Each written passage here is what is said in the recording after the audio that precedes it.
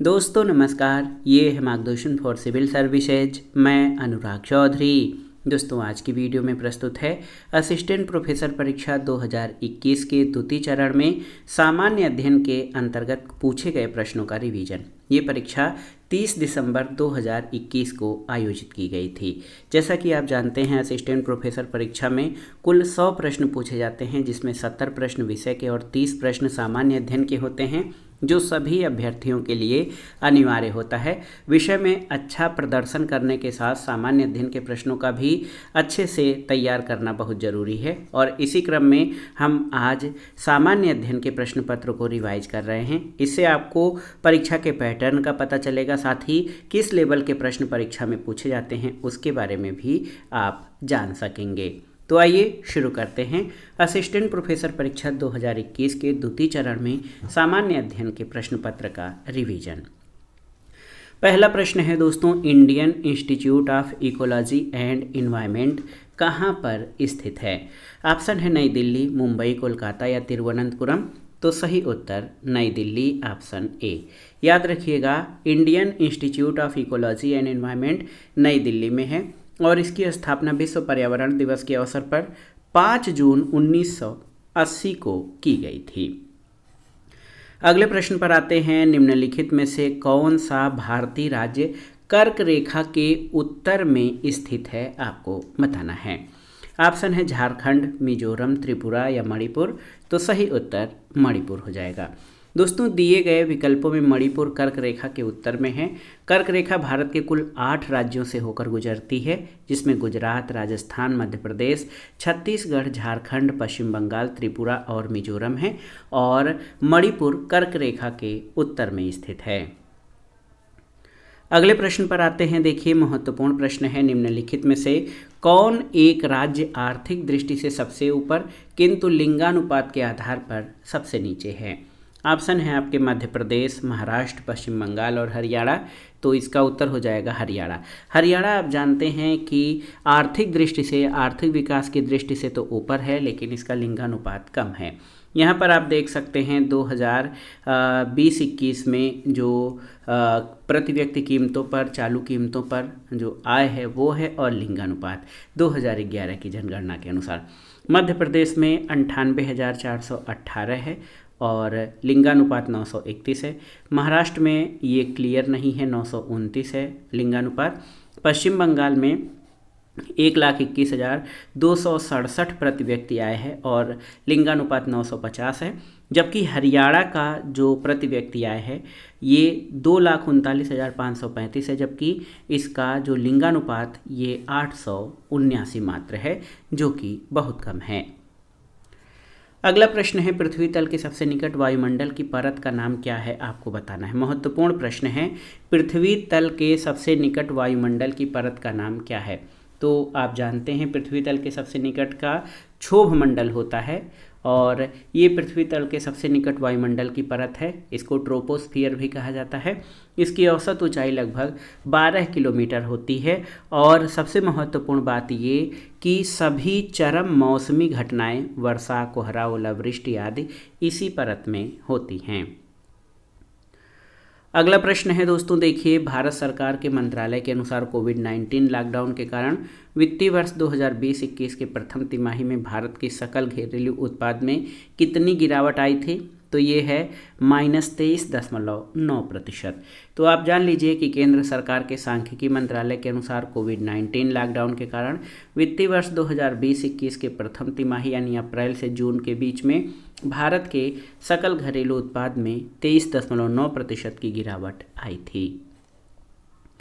अगला प्रश्न है, भारत के किस प्रकार के बैंक विभेदित बैंक के रूप में स्थापित हैं? ऑप्शन देखिए, भुगतान बैंक, लघु वित्त बैंक, वाणिज्यिक बैंक। तो यहाँ पर आप जान लीजिए, भुगतान बैंक और लघु वित्त बैंक ये विभेदित बैंक के अंतर्गत आते हैं। केवल 1 और 2, ऑप्शन सी आपका सही उत्तर हो जाएगा। विभेदीकृत बैंक ऐसे बैंक हैं जो आबादी के एक निश्चित जनसांख्यिकी खंड की ज़रूरतों को पूरा करते हैं, और इन बैंकों में लघु वित्त बैंक और भुगतान बैंक भारत में विभेदित बैंकों के उदाहरण हैं। अगले प्रश्न पर आते हैं, भारत में अब तक कितनी बार वित्तीय आपात या फाइनेंशियल इमरजेंसी की स्थिति घोषित की गई है? तो आप जानते हैं कभी नहीं, एक बार भी नहीं, यानी कभी नहीं। भारतीय संविधान के अनुच्छेद 360 में वित्तीय आपात से संबंधित उपबंध हैं और इस अनुच्छेद का उपयोग अभी तक नहीं किया गया है। इस अनुच्छेद के अनुसार यदि राष्ट्रपति को ये समाधान हो जाए कि ऐसी स्थिति पैदा हो गई है जिससे भारत या उसके किसी भाग का वित्तीय स्थायित्व संकट में है, तो वो वित्तीय आपात की उद्घोषणा कर सकता है। तो अनुच्छेद 360 के अंतर्गत अभी तक एक बार भी वित्तीय आपात की घोषणा नहीं की गई है। अगले प्रश्न पर आते हैं, भारत का वन्य जीव संस्थान कहाँ पर स्थित है? तो सही उत्तर देहरादून में। Wild life institute of India WII wild life institute of India, ये देहरादून उत्तराखंड में है। इसकी स्थापना 1982 में की गई थी। ये भारत सरकार के पर्यावरण, वन और जलवायु परिवर्तन मंत्रालय के अधीन एक स्वायत्त संस्था है। तो ये प्रश्न भी पूछा जा सकता है कि भारत का वन्य जीव संस्थान किस मंत्रालय के अधीन है? तो ये पर्यावरण, वन और जलवायु परिवर्तन मंत्रालय के अधीन है और ये देहरादून उत्तराखंड में स्थित है। अगला प्रश्न है, वन धन विकास योजना के अंतर्गत किस राज्य को आदर्श मॉडल घोषित किया गया है? तो सही उत्तर मणिपुर, ऑप्शन सी। दोस्तों, मणिपुर राज्य को वन धन विकास योजना के लिए मॉडल राज्य घोषित किया गया है। वन धन विकास योजना एक जनजातीय उद्यमिता विकास कार्यक्रम है। इसकी शुरुआत 2018 में की गई थी। वन धन विकास योजना के लिए जनजातीय कार्य मंत्रालय भारत सरकार नोडल मंत्रालय है और ट्राइफेड इसके कार्यान्वयन एजेंसी के तौर पर कार्य करता है। अगले प्रश्न पर आते हैं, प्रवासी भारतीय केंद्र और विदेश सेवा संस्थान का नाम बदलकर किस पूर्व भारतीय केंद्रीय मंत्री के नाम पर रखा गया है? आपको बताना है। ऑप्शन है अरुण जेटली, सुषमा स्वराज, जसवंत सिंह या यशवंत सिन्हा। तो सही उत्तर सुषमा स्वराज। दोस्तों, भारत सरकार ने 14 फरवरी 2020 को प्रवासी भारतीय केंद्र और विदेश सेवा संस्थान का नाम बदलकर पूर्व विदेश मंत्री के नाम पर सुषमा स्वराज भवन और सुषमा स्वराज विदेश सेवा संस्थान कर दिया गया है। और आप जान लीजिए कि सुषमा स्वराज का 6 अगस्त 2019 को 67 वर्ष की उम्र में निधन हो गया था। भारत सरकार ने 1986 में विदेश सेवा संस्थान की स्थापना की थी और इसका मुख्यालय नई दिल्ली में स्थित है। अगला देखिए, बहुत ही महत्वपूर्ण प्रश्न है, दीपोत्सव 2019 का आयोजन ये उत्तर प्रदेश के किस जिले में किया गया था? तो ये करंट अफेयर्स है। दीपोत्सव प्रतिवर्ष आगरा में आयोजित किया जाता है। अगला प्रश्न है, विश्व व्यापार संगठन की पहली महिला महानिदेशक नगोजी ओंकोजी-इवेला किस देश की निवासी हैं? तो उत्तर है नाइजीरिया। देखिए, WTO यानी वर्ल्ड ट्रेड ऑर्गेनाइजेशन 15 फरवरी 2021 को आयोजित महासभा की विशेष बैठक में नाइजीरियाई अर्थशास्त्री नगोजी ओकोंजो-इवेला को विश्व व्यापार संगठन की पहली महिला महानिदेशक के रूप में नियुक्त किया गया है और नगोजी ओकोंजो-इवेला पहली अफ्रीकी महानिदेशक हैं। उनका कार्यकाल 1 मार्च 2021 से 31 अगस्त 2025 तक रहेगा और नगोजी ओकोंजो-इवेला विश्व बैंक के प्रबंध निदेशक, नाइजीरिया के वित्त मंत्री और विदेश मंत्री भी रह चुकी हैं। अगला प्रश्न है, शैक्षणिक वर्ष 2021-22 से राष्ट्रीय शिक्षा नीति 2020 लागू करने वाला भारत का पहला राज्य कौन सा है? तो ये है कर्नाटक। शैक्षणिक वर्ष 2021-22 से राष्ट्रीय शिक्षा नीति 2020 लागू करने वाला भारत का पहला राज्य कर्नाटक है। करीब 3 दशक के बाद नई शिक्षा नीति 2020 को मंजूरी दी गई है, जो भारत की तीसरी शिक्षा नीति है। इससे पूर्व 1986 में द्वितीय राष्ट्रीय शिक्षा नीति बनाई गई थी, जिसको 1992 में संशोधित किया गया था। अगले प्रश्न पर आते हैं, निम्नलिखित में से कौन सा देश क्वाड का सदस्य नहीं है?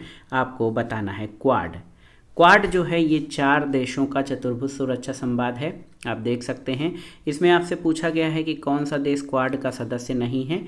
ऑप्शन है जापान, दक्षिण कोरिया, ऑस्ट्रेलिया और संयुक्त राज्य अमेरिका। तो दक्षिण कोरिया क्वाड का सदस्य नहीं है। क्वाड के बारे में जानिए कि क्वाड भारत, अमेरिका, ऑस्ट्रेलिया और जापान इन देशों का एक समूह है, जिसका उद्देश्य भारत प्रशांत क्षेत्र में लोकतांत्रिक देशों के हितों की रक्षा करना और वैश्विक चुनौतियों का समाधान करना है। स्पष्ट है कि दक्षिण कोरिया इसमें शामिल नहीं है। क्वाड यानी चतुर्भुज सुरक्षा संवाद, क्वाड्रिलेटरल सिक्योरिटी डायलॉग की अवधारणा जापान के पूर्व प्रधानमंत्री शिंजो आबे के द्वारा प्रस्तुत की गई थी। अगला प्रश्न है, देखिए शिक्षण अभिरुचि और शोध अभियोग्यता से है। शिक्षक के कार्यों का वस्तुनिष्ठ मूल्यांकन होता है किसके द्वारा? FIACS द्वारा, प्रणाली विश्लेषण द्वारा, रेटिंग स्केल द्वारा या SSST द्वारा। तो सही उत्तर है शिक्षक के कार्यों का वस्तुनिष्ठ मूल्यांकन जो है ये FIACS प्रविधि के द्वारा होता है। इसका पूरा नाम है Flanders instruction analysis category system. इस तकनीक को डॉक्टर नेड ए फ्लेंडर ने विकसित किया और ये प्रणाली शिक्षकों के मौखिक व्यवहार को मापती है। अगला प्रश्न है, देखिए दोस्तों महत्वपूर्ण प्रश्न है, संकेतों की मदद से आंकड़ों में चित्रमय प्रस्तुति को क्या कहा जाता है? तो सही उत्तर चित्र आरेख। देखिए संकेतों की मदद से, बहुत ही महत्वपूर्ण प्रश्न है दोस्तों, आप देख सकते हैं संकेतों की मदद से आंकड़ों में चित्रमय प्रस्तुति को चित्र आरेख कहा जाता है। और ये जो है ये चित्रमय प्रदर्शन सांख्यिकी तथ्यों को प्रदर्शित करने का महत्वपूर्ण और प्रभावी साधन है। चित्र आरेख, जिसको पिक्टोग्राफ, चित्रलेख या आइकन भी कहा जाता है, एक ग्राफिक प्रतीक है जो एक भौतिक वस्तु को सचित्र समानता के माध्यम से इसका अर्थ बताता है। अगला प्रश्न है, सबके लिए शिक्षा पर विश्व सम्मेलन 1990 में से किस स्थान पर हुआ था? तो सही उत्तर ये थाईलैंड में हुआ था। याद रखिएगा बहुत ही महत्वपूर्ण सम्मेलन है सबके लिए शिक्षा यानी एजुकेशन फॉर ऑल। इस पर विश्व सम्मेलन 1990 में थाईलैंड के जोमतियेन में हुआ था और घोषणा में कहा गया कि प्रत्येक को शिक्षा का अधिकार है। सभी के लिए शिक्षा का अर्थ प्रत्येक समाज में शिक्षा के स्वरूप और उद्देश्य पर विचार से है और शिक्षा बच्चों, युवाओं और प्रौढ़ों, विशेषकर वंचित वर्गों की वास्तविक आवश्यकताओं पर आधारित होनी चाहिए जो संस्कृति के साथ साथ नागरिकों को भी सशक्त करे। अगला प्रश्न है, भारत में उच्च शिक्षा को क्षेत्रवार नियंत्रित करने के लिए यूजीसी ने पुणे, हैदराबाद, कोलकाता, भोपाल, गुवाहाटी और बेंगलुरु में 6 केंद्र खोले। वे कब खोले गए थे? तो सही उत्तर है ये केंद्र जो है 1994-95 में खोले गए थे। यूजीसी यानी विश्वविद्यालय अनुदान आयोग, इसकी स्थापना एक वैधानिक निकाय के रूप में की गई है। यूजीसी भारत में उच्च शिक्षा पर पूर्ण रूप से नियंत्रण रखती है और यूजीसी का मुख्यालय नई दिल्ली में बहादुर शाह जफर मार्ग पर है। यूजीसी द्वारा पूरे भारत में उच्च शिक्षा को क्षेत्रवार नियंत्रित करने के लिए 1994-95 में पुणे, हैदराबाद, कोलकाता, भोपाल, गुवाहाटी और बेंगलुरु में 6 क्षेत्रीय कार्यालयों की स्थापना की गई थी। तो यूजीसी के कुल कितने क्षेत्रीय कार्यालय हैं? तो याद रखिएगा 6 क्षेत्रीय कार्यालय यूजीसी के कार्यरत हैं। अगला प्रश्न है, निम्नांकित में से किसमें यादृच्छिकरण नहीं किया जाता है या रैंडमाइजेशन नहीं किया जा सकता है? ऑप्शन है, आप देख सकते हैं, स्तरित न्यायादर्श, सोद्देश्य न्यायादर्श, बहुस्तर न्यायादर्श या व्यवस्थित न्यायादर्श में। तो सही उत्तर है सोद्देश्य न्यायादर्श में। यादृच्छिकता का सामान्य अर्थ बेतरतीब होना है। किसी घटना के होने अथवा न होने की यदि कोई दिशा निर्धारित नहीं है तो वो अज्ञात कारणों से किसी भी स्थिति की ओर बढ़ती जाती है, तो ऐसी प्रक्रिया को यादृच्छिक कहते हैं। यह एक असंयोजित तरीके के साथ बढ़ता हुआ क्रियाओं का क्रम है जिसका कोई प्रयोजन नहीं होता और दिए गए विकल्पों में सोद्देश्य न्यायादर्श में यादृच्छिकरण नहीं किया जाता है, शेष सभी में यादृच्छिकरण या रैंडमाइजेशन किया जाता है। कंप्यूटर से संबंधित है अगला प्रश्न कि डिजिटल सिस्टम में सबसे छोटी इकाई कौन सी होती है? बिट, बाइट, अक्षर या वर्ड? तो सही उत्तर बिट। डिजिटल सिस्टम में सबसे छोटी इकाई बिट होती है। बिट बाइनरी डिजिट का संक्षिप्त रूप है, इसे 0 या 1 से व्यक्त किया जाता है। 8 बिट के समूह को बाइट कहा जाता है जो कंप्यूटर मेमोरी में किसी एक अक्षर या कैरेक्टर को दर्शाता है। 1024 बाइट 1 किलोबाइट के और 1024 किलोबाइट 1 मेगाबाइट के बराबर होता है। अगला प्रश्न है, इंटरनेट शब्दावली में आईपी का अर्थ क्या होता है? तो आईपी का अर्थ इंटरनेट प्रोटोकॉल होता है। ऑप्शन बी आपका सही उत्तर है। इंटरनेट शब्दावली में आईपी का अर्थ इंटरनेट प्रोटोकॉल होता है। ये इंटरनेट पर प्रयुक्त सर्वाधिक लोकप्रिय प्रोटोकॉल है। इंटरनेट तथा अन्य नेटवर्क पर एक कंप्यूटर से दूसरे कंप्यूटर में डेटा का आदान प्रदान करने के लिए नियमों के समूह को इंटरनेट प्रोटोकॉल कहते हैं। इन नियमों को institute of electrical and electronics engineers यानी IEE द्वारा प्रकाशित किया गया। अगला प्रश्न है, डिजिटल स्टोरेज के संदर्भ में ब्लू रे डिस्क क्या है? ऑप्शन है आंतरिक भंडारण डिवाइस, बाहरी भंडारण डिवाइस, ये भंडारण डिवाइस नहीं है या ए और बी दोनों सही हैं। तो तो ब्लू रे डिस्क ये बाह्य भंडारण या जो है एक्सटर्नल स्टोरेज सिस्टम का उदाहरण है। ब्लू रे डिस्क ऑप्टिकल डिस्क का एक प्रकार है। यह एक बाहरी भंडारण डिवाइस है जो उच्च स्टोरेज क्षमता के कारण मल्टीमीडिया भंडारण के लिए लोकप्रिय है। इसको पढ़ने और लिखने के लिए ब्लू वायलेट लेजर कीड़ों का प्रयोग किया जाता है। इसकी भंडारण क्षमता सामान्यतः 25 GB एक लेयर या 50 GB 2 लेयर तक हो सकती है। ब्लू रे डिस्क का आकार सामान्य CD या DVD की तरह होता है। ब्लू रे डिस्क हाई डेफिनेशन वीडियो का समर्थन करता है। अगला प्रश्न भी कंप्यूटर से है कि कौन सी आउटपुट डिवाइस नहीं है, आपको बताना है। प्रिंटर, प्लॉटर, स्कैनर या फिर वीडियो। तो सही उत्तर स्कैनर जो है ये इनपुट डिवाइस है। ऐसी विद्युत यांत्रिकी युक्ति जो कंप्यूटर द्वारा प्रोसेस की गई बाइनरी डाटा लेकर उसे उपयोगकर्ता के लिए उपयुक्त डाटा में बदलकर प्रस्तुत करती है, आउटपुट डिवाइस कहलाती है। इन डिवाइसों में स्कैनर आउटपुट डिवाइस नहीं है, स्कैनर इनपुट डिवाइस का उदाहरण है। अगला प्रश्न देखिए, बहुत ही आसान है। 1 मेगाबाइट कितने के बराबर होता है, आपको बताना है। तो सही उत्तर 1024 किलोबाइट के बराबर होता है 1 मेगाबाइट। कंप्यूटर मेमोरी को द्विआधारी या बाइनरी पद्धति में मापते हैं, अतः 1 मेगाबाइट 1 MB 1024 KB के बराबर होता है। अगला प्रश्न देखिए, पर्यावरण से संबंधित है। पर्यावरण प्रदूषण के संदर्भ में कौन से सही हैं, आपको बताना है। बहुत ही महत्वपूर्ण प्रश्न है। देखिए, इसमें है जल प्रदूषण, वायु प्रदूषण, ध्वनि प्रदूषण। तो इसमें कौन कौन से प्रदूषण जो हैं पर्यावरण प्रदूषण में हैं, तो सभी 1, 2 और 3। आप जानते हैं प्रदूषण यानी पोल्यूशन भूमि, वायु और जल के भौतिक, रासायनिक अथवा जैव अभिलक्षणों में अनपेक्षित परिवर्तन के फलस्वरूप होता है। ये प्रदूषकों के अतिरिक्त जमाव के कारण होता है। प्रदूषण के कई प्रकार होते हैं, इनका विभिन्न आधार पर वर्गीकरण किया जाता है। भौतिक गुणों के आधार पर गैसीय प्रदूषण, ताप प्रदूषण, ध्वनि प्रदूषण, रेडियो सक्रिय प्रदूषण। पर्यावरण के भाग के आधार पर वायु प्रदूषण, जल प्रदूषण, भूमि प्रदूषण। उत्पत्ति के आधार पर प्राकृतिक यानी ज्वालामुखी का फूटना, मानवोद्भवी औद्योगिक क्षेत्र या कृषि से उत्पन्न प्रदूषक। पारिस्थितिक तंत्र के आधार पर जैव निम्नीकरणीय प्रदूषक और जैव अनिम्नीकरणीय प्रदूषण शामिल है।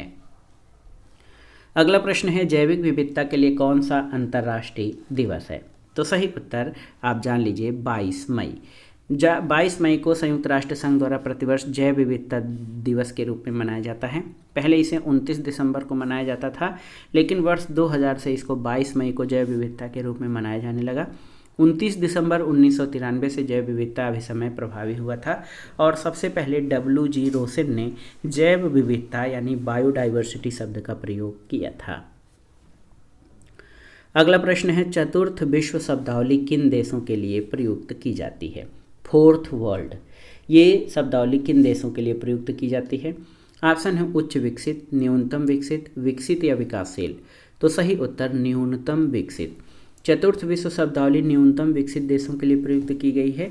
शीत युद्ध के बाद देशों के समूह को अलग अलग समूहों में बांट दिया गया।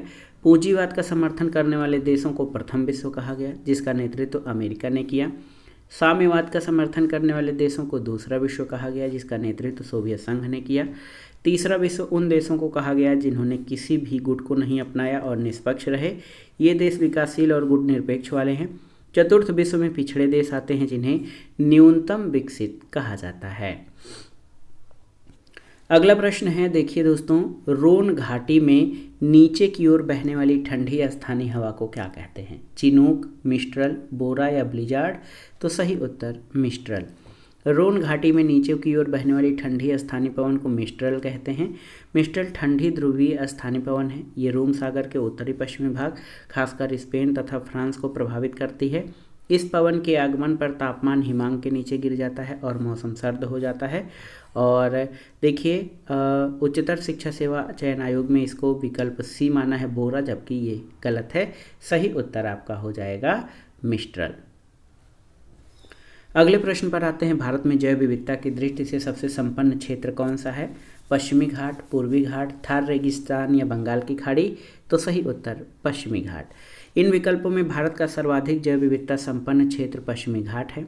वस्तुतः भारत में पश्चिमी घाट तथा पूर्वी हिमालय जैव विविधता से संपन्न है। इनके अतिरिक्त भारत में अमार सीमा और सुंडालैंड भी जैव विविधता के क्षेत्र हैं। हॉट स्पॉट शब्द का सबसे पहले प्रयोग नॉर्मन मायर्स ने 1988 में किया। हॉट स्पॉट या तप्त स्थल ऐसे स्थान को कहा जाता है जहाँ पर जातियों की पर्याप्तता और स्थानीय जातियों की अधिकता पाई जाती है, लेकिन साथ ही इन जीव जातियों के अस्तित्व पर लगातार खतरा बना हुआ है। अगला प्रश्न और आज की वीडियो का आखिरी प्रश्न है कि सूची 1 का सूची 2 से सुमेलन करिए और दिए गए कोड से सही उत्तर का चयन करिए। विटिकल्चर, तो ये अंगूर की खेती को विटिकल्चर कहते हैं। वेजिकल्चर, ये वृक्षों की खेती है न कि सब्जियों की खेती। पीसीकल्चर, मछली पालन। और ओलेरीकल्चर, ये फैलने वाली झाड़ी युक्त सब्जियों की खेती को ओलेरीकल्चर कहा जाता है। तो सही उत्तर 4, 3, 2, 1 ऑप्शन बी आपका सही उत्तर हो जाएगा। तो यहाँ पर सही सुमेलन आपका इस तरह से हो जाएगा, आप इस तरह से इसको मिलान कर सकते हैं।